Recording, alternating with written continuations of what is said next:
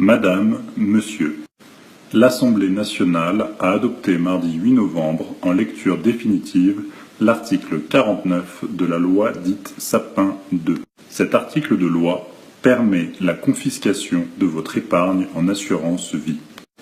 Comme l'écrit le Canard enchaîné, elle fait se dresser les cheveux sur la tête. Cette loi fonctionnera de deux manières. Elle permettra à l'État de geler votre épargne en assurance vie indéfiniment, c'est-à-dire que vous ne pouvez ni la retirer, ni recevoir les intérêts.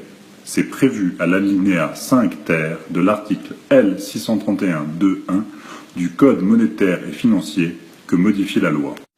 La loi permettra aussi de forcer arbitrairement les taux d'intérêt de votre épargne à la baisse, ces taux pouvant éventuellement être négatifs. C'est prévu à l'alinéa 5 bis de l'article L631-2.1 du Code monétaire et financier que modifie la loi.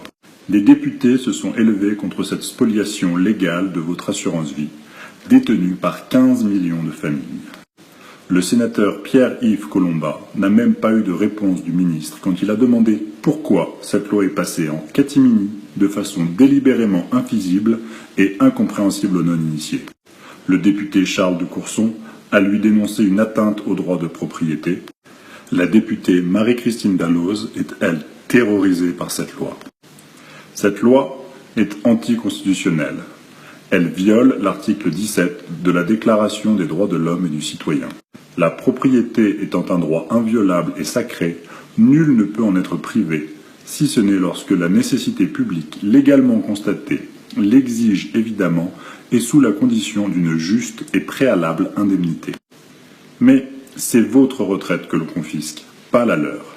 L'assurance vie constitue pour 15 millions de foyers français le dernier rempart de sécurité des retraités en cas de coup dur.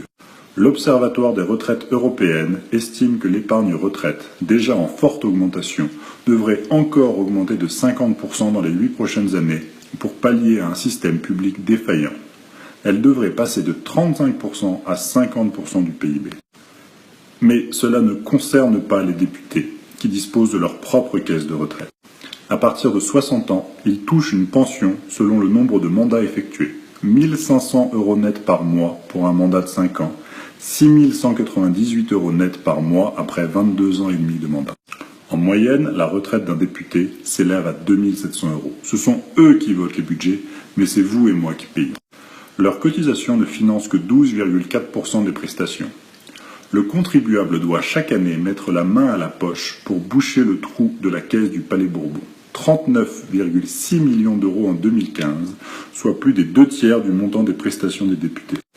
Il n'est pas si étonnant qu'ils s'intéressent si peu à une loi qui ne peut avoir aucune conséquence grave pour eux. C'est pourquoi j'en appelle à la population.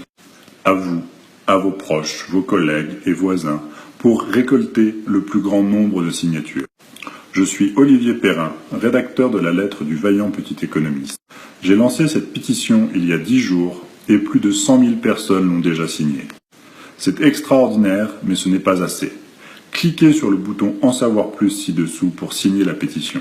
Ajoutez votre voix à celle des citoyens, des associations et des journaux qui se battent pour défendre notre droit fondamental à conserver le fruit de notre travail et de notre épargne.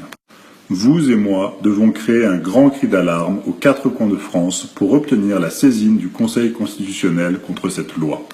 Ce n'est pas si compliqué et nous pouvons y arriver très vite si nous créons un énorme buzz sur Internet avec cette pétition. Il suffit de réunir 60 députés ou sénateurs pour obtenir la saisine du Conseil constitutionnel. Je suis sûr que c'est possible si vous m'aidez à faire circuler mon appel. Signez la pétition grâce au bouton ci-dessous et transférez ce message à tous vos amis, tous vos proches et demandez-leur de le transférer à leur. D'avance, je vous remercie de votre aide.